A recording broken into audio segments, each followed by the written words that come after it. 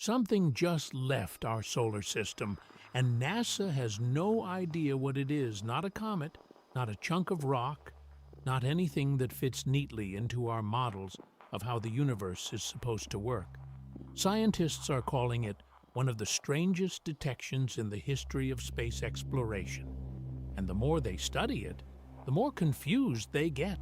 Today, we're going to go deep, really deep, into what was found, what it means, and why some of the brightest minds on the planet are quietly losing sleep over it. Stay with me, because this story gets wild. Let's start from the beginning. Our solar system has a boundary. It's not a wall or a fence, but it's real. A vast, invisible frontier where the sun's influence finally runs out. Scientists call it the heliopause. Beyond it lies interstellar space, the dark, cold, almost incomprehensibly vast region between star systems. For most of human history, we assumed that whatever left our solar system was ours to begin with. Comets kicked out by Jupiter's gravity, dust particles riding the solar wind, chunks of debris flung out from the early days of planetary formation 4.5 billion years ago. We assumed everything that came and went followed rules we understood. Physics rules, rules we wrote textbooks about. Then something showed up that didn't follow any of them. To understand why this discovery is so unsettling, you need to know about two spacecraft that have been traveling away from Earth for over 40 years, Voyager 1 and Voyager 2. Launched in 1977, these probes were originally designed to study the outer planets, Jupiter, Saturn, Uranus, Neptune. They did their jobs beautifully, and then they just kept going, because why stop? There was nothing to stop them. In the vacuum of space, with no friction, no drag, no air resistance, they just kept moving, and moving, and moving. Voyager 1 crossed the heliopause in 2012. Voyager 2 followed in 2018. They became the first human-made objects to enter interstellar space. NASA still communicates with them, still receives data, though the signals now take more than 22 hours to travel one way. Think about that. You send a command to Voyager 1, and you wait almost 2 days for a response. These probes gave us our first direct taste of what interstellar space is like. The particle density drops. The magnetic field changes direction. The nature of the radiation environment shifts dramatically. Scientists have been poring over that data ever since, building models, making predictions, and then something showed up in the data that nobody predicted. In the years following Voyager's crossings, researchers began noticing anomalies in the readings from sensors designed to detect energetic particles. Tiny, fast-moving, subatomic bits of matter streaming through space. These particles carry information about their origin. By analyzing their energy levels, their trajectories, their composition, scientists can trace them back to their source. It's like being able to read the return address on a cosmic letter. What they found was a stream of particles moving outward, leaving our solar system, that had properties inconsistent with anything in our models. The energy signature didn't match solar wind. It didn't match known cosmic rays. It didn't match anything generated by the known interactions between the sun's magnetic field and interstellar space. The directionality was wrong. The energy levels were wrong. Even the timing was wrong. One researcher speaking at a conference described it simply as, "We don't know what's pushing this." That phrase sat in the room like a stone dropped in still water. Now, before we go further, I want to address something. There are always two camps when a story like this breaks. One camp immediately jumps to the most exotic explanation: aliens, interdimensional phenomena, the universe telling us something profound. The other camp waves it away: instrument error, data glitch, measurement artifact. The truth, as usual, lives somewhere in the complicated, fascinating middle. And the reason this particular anomaly has attracted serious scientific attention is precisely because the researchers ruling out the boring explanations are the same ones raising the alarm.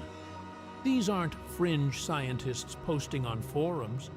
These are people who have spent decades studying plasma physics, particle astrophysics, and the dynamics of the heliosphere.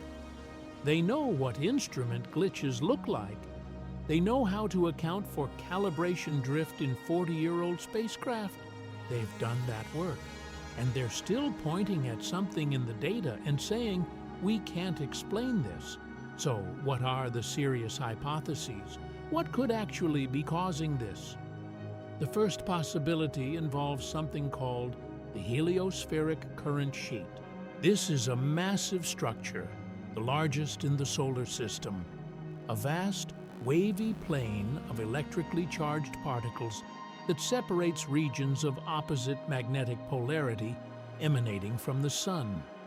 Think of it as the boundary between the Sun's north and south magnetic hemispheres stretched out across the entire solar system like a giant spinning ballerina skirt.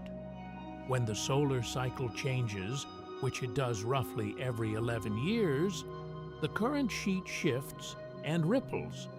Some researchers believe that peculiar interactions between the current sheet's edge and the interstellar magnetic field could be accelerating particles in unexpected ways, essentially creating a natural particle accelerator at the boundary of our solar system. But here's the problem with that explanation. It still doesn't fully account for the directionality of what's been observed. The particles aren't just energetic. They're moving in a way that suggests something is coherently directing them. Random acceleration doesn't produce that kind of pattern. The second hypothesis is stranger. Some physicists have proposed that the anomaly could be related to dark matter interactions.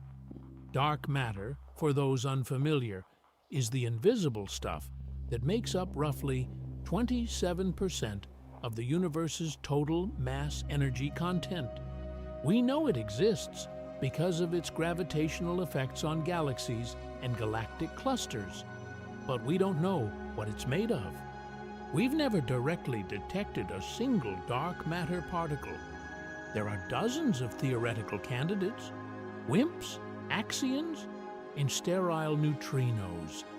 And part of the challenge is that dark matter almost never interacts with regular matter. It passes through everything. Through you right now as you watch this, dark matter particles are streaming through your body without you feeling a thing. But almost never is not the same as never. Under certain conditions, extreme densities, specific energy ranges, the right kind of magnetic environment, some theoretical dark matter particles might interact in detectable ways. The heliopause, where solar magnetic fields meet interstellar fields in a region of intense complexity, might be exactly the kind of place where rare interactions could produce observable effects. The energy signatures of some dark matter annihilation events predicted by theory are, intriguingly, not entirely dissimilar from what's been detected. And this is deeply speculative. Scientists themselves are quick to say so, but it's not crazy. It's within the realm of testable, falsifiable, legitimate scientific inquiry. The third hypothesis, and this is where things get genuinely strange, involves the possibility of a large, undiscovered object in the outer solar system influencing the trajectories and energies of particles through gravitational effects. You've probably heard of Planet 9. For years, Astronomers have been puzzling over the clustered orbits of certain trans-Neptunian objects, chunks of ice and rock in the far outer solar system, whose orbital patterns seem to be influenced by something massive that we haven't directly seen. The math suggests it could be a planet somewhere between 5 and 10 times the mass of Earth, lurking in the dark, far beyond Neptune. What if Planet 9, or something like it, exists in the right location?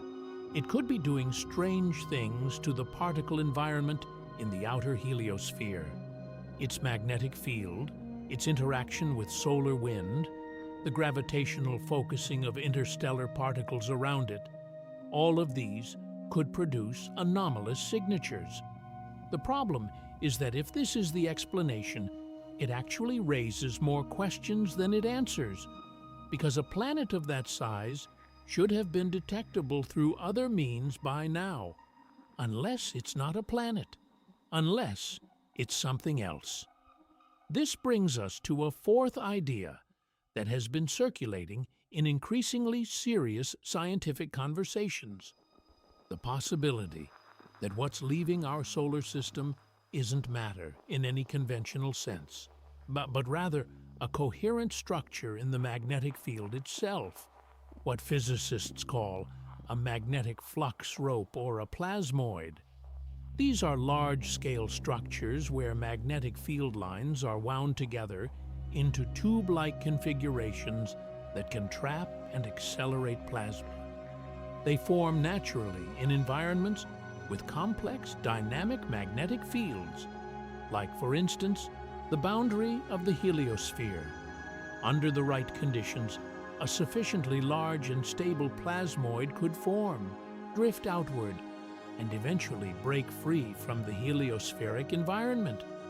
The particle signatures it would leave behind could look to instruments designed to detect individual particles, like something coherently moving through space with more structure than random physics should produce. If this is what's happening, it's extraordinary, not because it violates physics, but because it represents a class of large-scale self-organized magnetic structures that we've theorized about but never actually observed in the wild.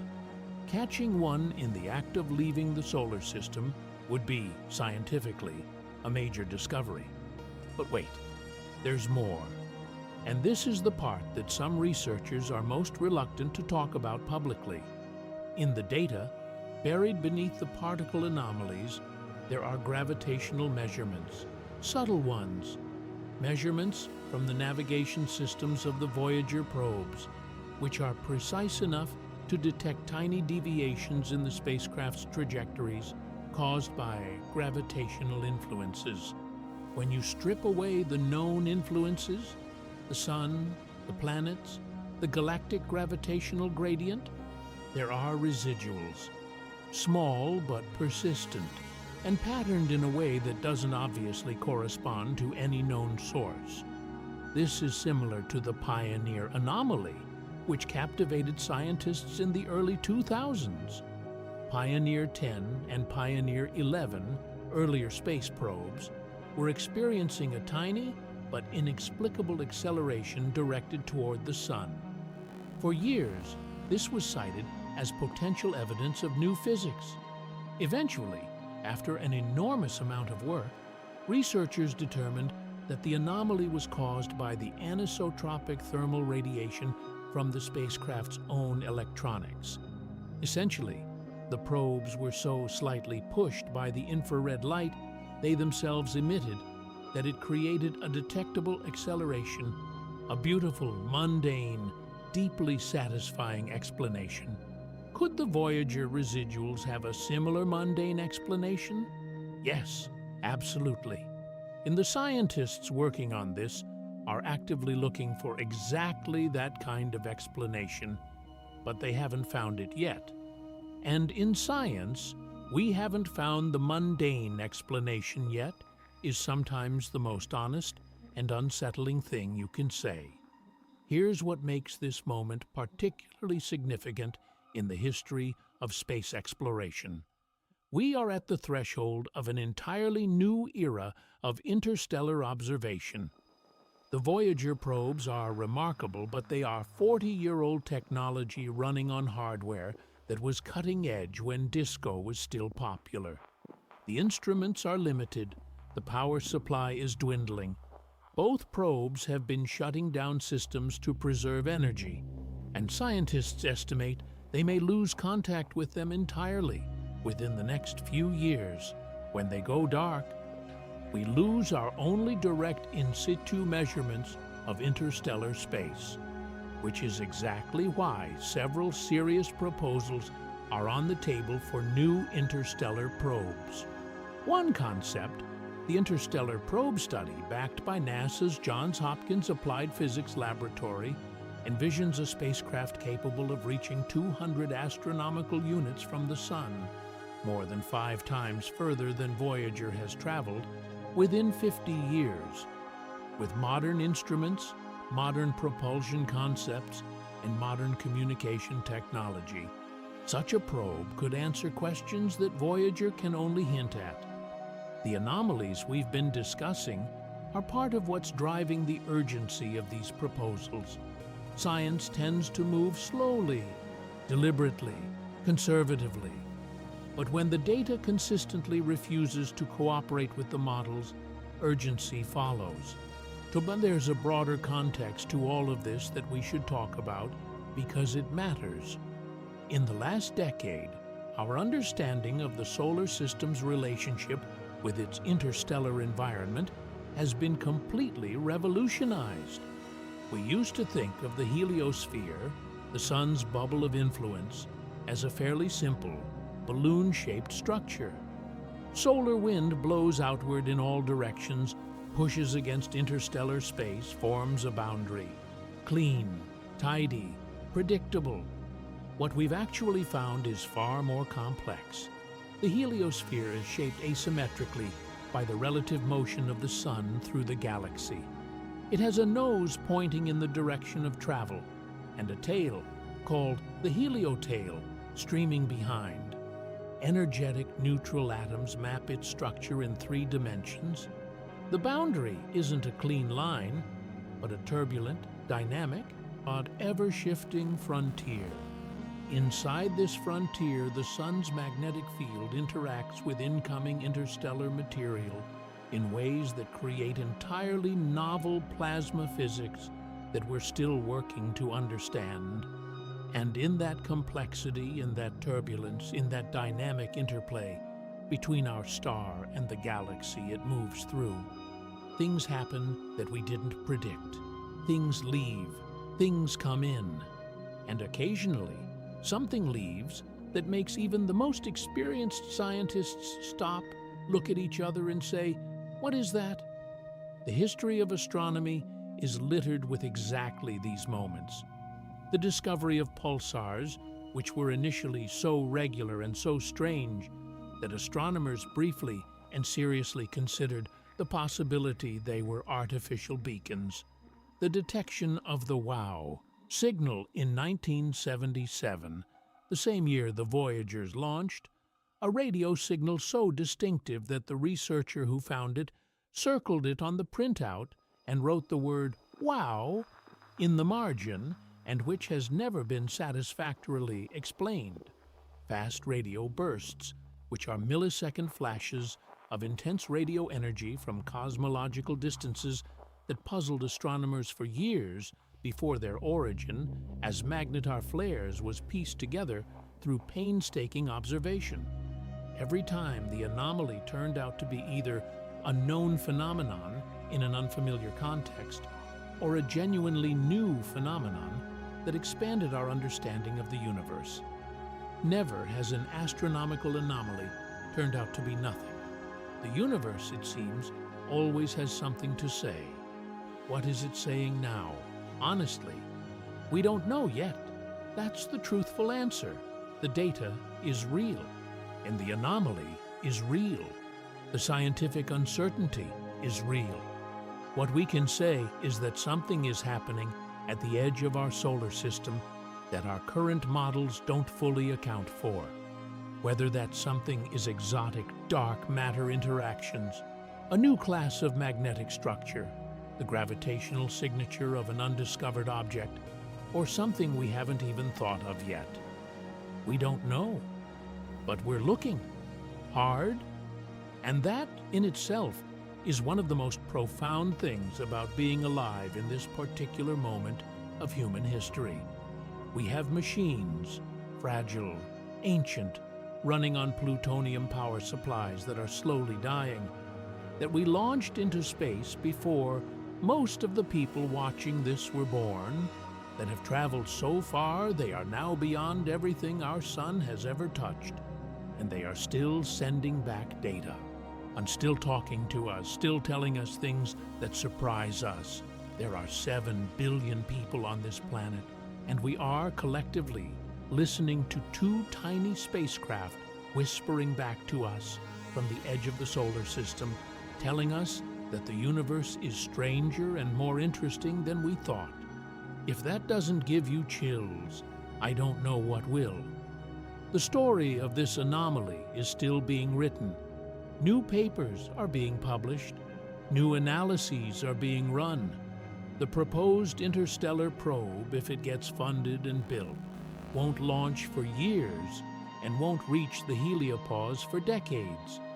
We are at the beginning of this particular chapter, not the end. But that's exactly why stories like this matter. Not because they have clean resolutions, not because we can wrap them up in a neat bow and say, mystery solved, but because they remind us that the universe is under no obligation to make sense to us on our timeline, and that the act of asking questions relentlessly, rigorously, humbly, is how our species moves forward. Whatever is leaving our solar system, it is already gone. It is out there in interstellar space right now, carrying whatever secret it holds, moving through the dark between the stars. And somewhere, a team of scientists is looking at data on a screen, rubbing their eyes, running the analysis one more time and thinking, okay, what are you? That question is one of the most beautiful things human beings have ever asked. If you made it this far, you're exactly the kind of person this channel is made for. Hit that like button.